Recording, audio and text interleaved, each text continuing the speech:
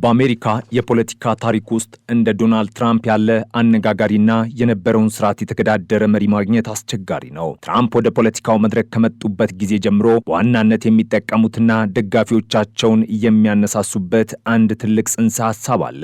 እሱም ዲፕ ስቴት ወይም ስውሩ መንግስት የሚለው ነው። ይህ ጽንሰ ሐሳብ በአሜሪካ ዲሞክራሲ ውስጥ የቆዩ ያልተመረጡ ነገር ግን የሀገሪቱን የፖለቲካና የኢኮኖሚ አቅጣጫ የሚወስኑ የባለስልጣናት ስብስብ መኖሩን የሚያመላክት ነው። ትራምፕ ለደጋፊዎቻቸው እንደሚናገሩት ከሆነ እርሳቸው ወደ ዋይት ሃውስ የመጡት ይህንን ለብዙ ዓመታት የሀገሪቱን ስልጣን ሙጥኝ ብሎ የያዘውን ረግረግ ለማድረቅና ስልጣኑን ለህዝብ ለመመለስ ነው። ይህ ስውር መንግስት ተብሎ የሚጠራው መዋቅር እንደ ሲአይኤ፣ ኤፍቢአይ እና የመከላከያ ሚኒስቴር ፔንታጎን ያሉ ተቋማትን ያካተተ ሲሆን እነዚህ ተቋማት ከፕሬዝዳንቱ ፍላጎት ውጭ የራሳቸውን አጀንዳ እንደሚያስፈጽሙ ይታመናል። ትራምፕ በ2016 የምርጫ ቅስቀሳቸው ወቅት ሬን ዘ ስዋምፕ ወይም ረግረጋማውን ማድረቅ የሚለውን መፈክር ይዘው ሲነሱ ኢላማቸው በዋሽንግተን ዲሲ ለብዙ ዓመታት በስልጣን ላይ ቆዩና የራሳቸውን ጥቅም የሚያስጠብቁ ቢሮክራቶችን ነበር። በእርሳቸው እይታ እነዚህ ባለስልጣናት በምርጫ የማይቀየሩ ለህዝብ ተጠያቂነት የሌላቸውና የሀገሪቱን የውጭ ጉዳይ ፖሊሲና ወታደራዊ ስምሪት እንደፈለጉ የሚያዙ ናቸው። በትራምፕና በዚህ መዋቅር መካከል ያለው ግጭት በይፋ የጀመረው ገና ወደ ስልጣን ሳይመጡ ነበር። የአሜሪካ የስለላ ተቋማት ትራምፕ ከሩሲያ ጋር ግንኙነት አላቸው በሚል የጀመሩት ምርመራ ለትራምፕ የስውሩ መንግስት የመጀመሪያው የጥቃት እርምጃ ነበር። ትራምፕ ይህንን ምርመራ የጠንቋዮች አደን ብለው የጠሩ ሲሆን ዓላማውም የምርጫ ውጤቱን ለመቀልበስና እርሳቸው በነጻነት እንዳይሰሩ ለማድረግ የታቀደ ሴራ እንደሆነ ደጋግመው ገልጸዋል። በዚህ ሂደት ውስጥ እንደ ጄምስ ኮሚ ያሉ የኤፍቢአይ ዳይሬክተሮች መባረርና በዋይት ሃውስ ውስጥ የሚሰሩ ከፍተኛ ባለስልጣናት ሚስጥራዊ መረጃዎችን ለሚዲያ አሳልፈው መስጠት በትራምፕና በመዋቅሩ መካከል ያለውን ጥልቅ ጥላቻ ይበልጥ አባብሶታል። ትራምፕ እንደሚከራከሩት ከሆነ ስውሩ መንግስት የአሜሪካን ጥቅም ከማስጠበቅ ይልቅ ለዓለም አቀፍ ድርጅቶችና ለጦር መሳሪያ አምራች ኩባንያዎች ያደላል። እርሳቸው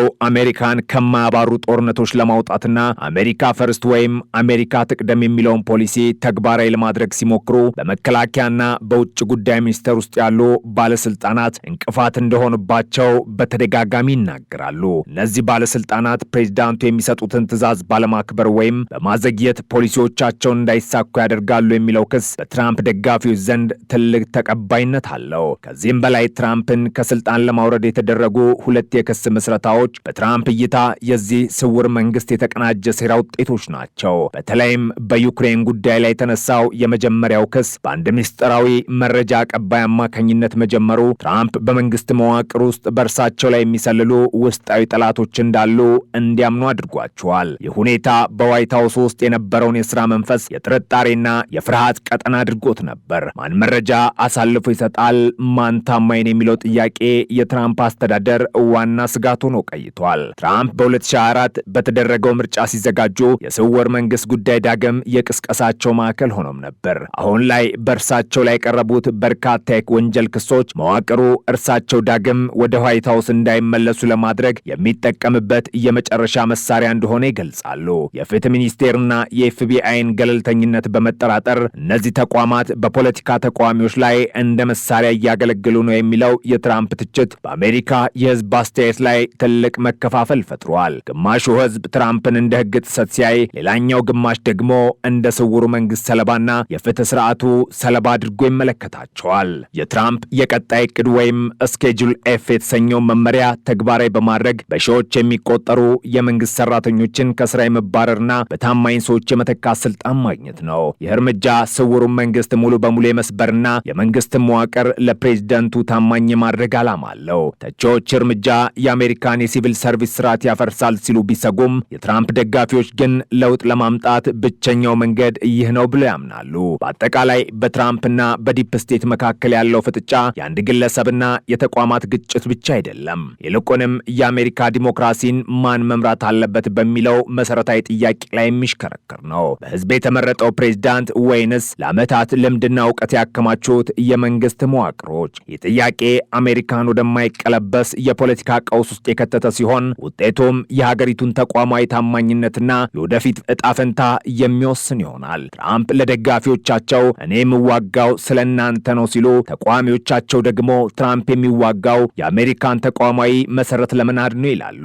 ይህ ፍጥጫ ፍጥጫ ዛሬም ድረስ የቀጠለ ሲሆን በ2004 ምርጫም የዚህ ትግል የመጨረሻ ምዕራፍ ታይቶም ነበር። የትራምፕ ፖለቲካዊ ጉዞ ከታሪክ ተመራማሪዎች አንጻር ሲታይ በ1950ዎቹ ፕሬዚዳንት ድዋይት አይዘንሃወር ሚሊተሪ ኢንዱስትሪያል ኮምፕሌክስ በማለት ካስጠነቀቁት ስጋት ጋር ይመሳሰላል። አይዘንሃወር ወታደራዊ ኃይሉና የጦር መሳሪያ አምራቾች በመንግስት ውሳኔ ላይ ተገቢ ያልሆነ ተጽዕኖ ሊያሳድሩ እንደሚችሉ ገልጸው ነበር። ትራምፕ ይህንን ስጋት ወደ ዘመናዊው ዲፕ ስቴት ትርክት በመቀየር የመረጃ ተቋማቱን፣ የሚዲያ ተቋማቱንና የቴክኖሎጂ ኩባንያዎችን ጭምር በዚህ መዋቅር ውስጥ አካተዋል። በትራምፕ እይታ ሲሊኮን ቫሊ እና ዋና ዋና የሚዲያ ተቋማት የዚህ ስውር መንግስት የፕሮፓጋንዳ ክንፎች ናቸው። እርሳቸው ከትዊተርና ከፌስቡክ መታገዳቸው ይህንን እምነታቸውን ይበልጥ እንዲያጠናክሩና የራሳቸውን ትሩዝ ሶሻል የተሰኘ መድረክ እንዲፈጥሩ አድርጓቸዋል። ይህ ትግል በአሜሪካ የውጭ ጉዳይ ፖሊሲ ላይም ከፍተኛ ተጽዕኖ አሳድሯል። ትራምፕ ከኔቶ አባል ሀገራት ጋር የነበራቸው ውጥረት፣ ከሰሜን ኮሪያው መሪ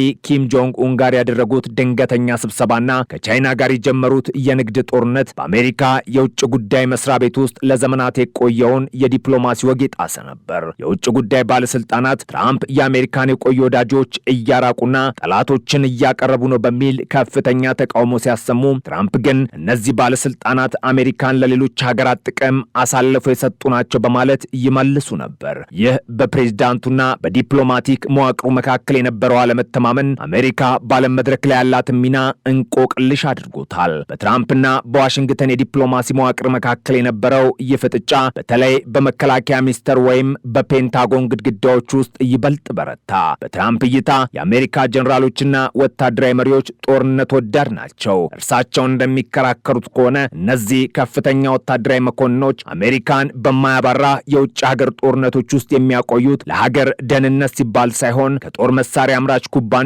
ጋር ላላቸው ትልቅ ግንኙነት ነው ሲሉ ነው። ትራምፕ ከሶሪያና ከአፍጋኒስታን ወታደሮቻቸውን ለማስወጣት በወሰኑ ቁጥር በፔንታጎን በኩል የሚቀርብባቸው ተቃውሞ የስውሩ መንግስት ወታደራዊ ክንፍ እርሳቸውን ለማዳከም የሚያደርገው ጥረት እንደሆነ አድርገው ይቆጥሩታል። የጀኔራሎቹ ተቃውሞ የሚመነጨው ግን ከስልታዊ ስጋት ነበር። አሜሪካ በድንገት ከጦር ግንባሮች መውጣቷ ክፍተት ይፈጥራል፣ ይህም ለጠላቶች እድል ይሰጣል የሚል ስጋት ነበራቸው። ሆኖም ትራምፕ ይህንን እንደ ሙያዊ ምክር ሳይሆን እንደ ፖለቲካዊ ተቃውሞና እንደ ስውር ሴራ ነው የተረጎሙት። የፍጥጫ በተለይ በፕሬዝዳንቱና በስለላ ተቋማቱ መካከል በነበረው ግንኙነት ላይ ከፍተኛ ጠባሳ ጥሏል። ሲአይኤና ኤንኤስኤ ያሉ ተቋማት ለፕሬዝዳንቱ የሚሰጡት ዕለታዊ መረጃ ማጠቃለያ በትራምፕ ዘንድ እምብዛም ታማኒነት አልነበረውም። ትራምፕ የገዛ ሀገራቸውን የስለላ ተቋማት ከማመን ይልቅ የራሳቸውን የግል ግንዛቤና አንዳንድ ጊዜም የውጭ ሀገር መሪዎችን ቃል መምረጣቸው በዋሽንግተን የፖለቲካ ሊቃን ዘንድ እንደ ትልቅ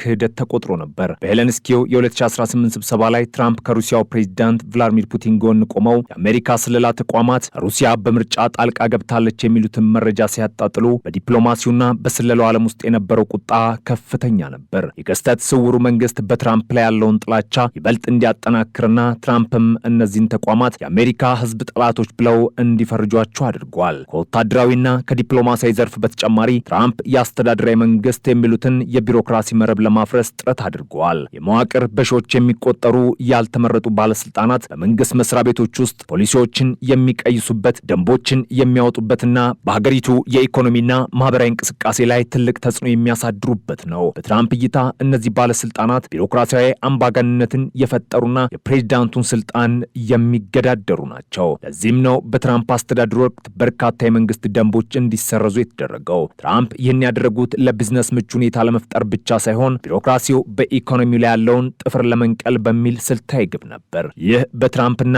በስውር መንግስት መካከል ያለው ፍጥጫ ወደ አሜሪካ የፍትህ ስርዓትም ዘልቆ ገብቷል። ትራምፕ የፍትህ ሚኒስቴርና የፌዴራል ምርመራ ቢሮን ኤፍቢአይ በፖለቲካ የተበከሉ እንደሆኑ ደጋግሞ ይገልጻሉ።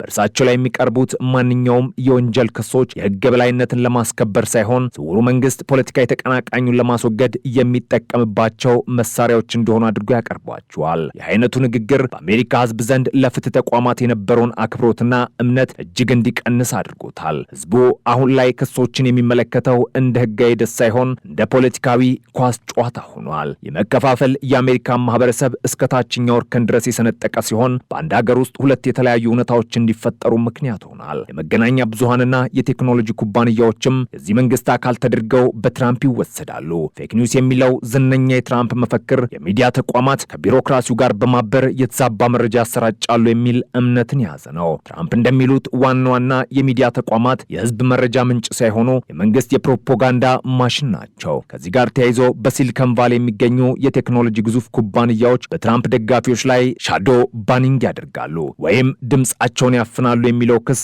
ሌላኛው የፍጥጫው ድማ ሆኗል። የመረጃ ጦርነት በትራምፕ ዘመን አዲስ መልክ የያዘ ሲሆን እውነትና ውሸት የሚለዩበት መስመር የደበዘዘበትን ፖስት ትሩዝ የተሰኘውን ዘመን ወልዷል። ይህ የአሜሪካ ውስጥ ሽኩቻ በዓለም አቀፍ ደረጃ በተለይም እንደ ኢትዮጵያ ባሉ በማደግ ላይ ያሉ ሀገራት ላይ የራሱን ጥላ አርፎበታል። የአሜሪካ የውጭ ጉዳይ መስሪያ ቤት ለዘመናት የቆየውና በባለሙያዎች የሚመራው የዲፕሎማሲ መስመር በትራምፕ ያልተገመተ አካሄድ ሲናወጥ የቆዩ ወዳጅነቶችና ስምምነቶች ዋጋቸው እየቀነሰ መጥቷል። ለምሳሌም በታላቁ የኢትዮጵያ ህዳሴ ግድብ ጉዳይ ላይ ትራምፕ የወሰዱት ግትር አቋምና ግብጽ ያሳዩት ወገኝተኝነት በአሜሪካ የውጭ ጉዳይ መስሪያ ቤት ውስጥ ከነበረው ይበልጥ ሚዛናዊ የዲፕሎማሲ ወግ የወጣ ነበር። የሚያሳየው በትራምፕና በስውር መንግስት ባለሙያዎች መካከል ያለው አለመግባባት በሌሎች ሀገራት ብሔራዊ ጥቅም ላይ ጭምር ቀጥተኛ ተጽዕኖ ሊያሳድር እንደሚችል ነው። የባለሙያዎቹ ምክር ተገፍቶ በፕሬዝዳንቱ የግል ፍላጎትና ስሜት ላይ የተመሰረተ ውሳኔ ሲተላለፍ የዓለም ፖለቲካ ሚዛኑን ሊስት ይችላል። ትራምፕ ዳግም ወደ ስልጣን ሲመለሱም በሚያደርጉት ዝግጅት የስውር መንግስት መዋቅር ሙሉ በሙሉ ለመበተን የሚያስችል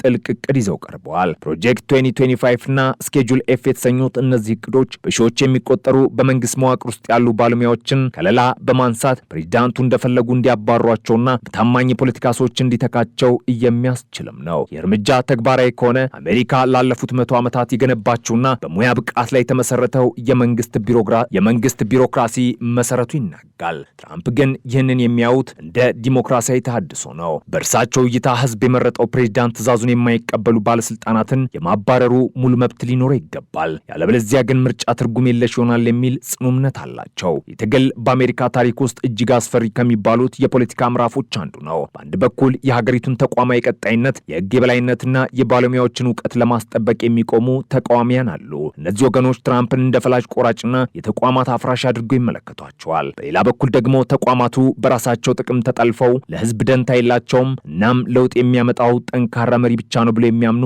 በሚሊዮኖች የሚቆጠሩ የትራምፕ ደጋፊዎች አሉ።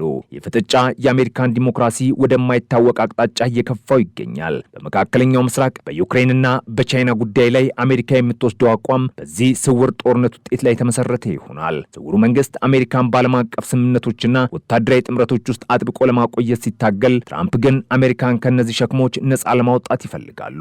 ይህ የሁለት ተቃራኒ እይታዎች ግጭት አሜሪካ በዓለም መድረክ ላይ ያላትን ታማኒነት ጥያቄ ውስጥ ከቶታል። ወዳጆቿም ሆኑ ጠላቶቿ የአሜሪካ ቀጣይ እርምጃ ምን ሊሆን እንደሚችል እርግጠኛ መሆን አልቻሉም። ይህ አለመረጋጋት ደግሞ በዓለም ዙሪያ አዳዲስ ኃይሎች እንዲፈጠሩና የቆዩ ግጭቶች እንዲያገረሹ ዕድል እየሰጠ ነው።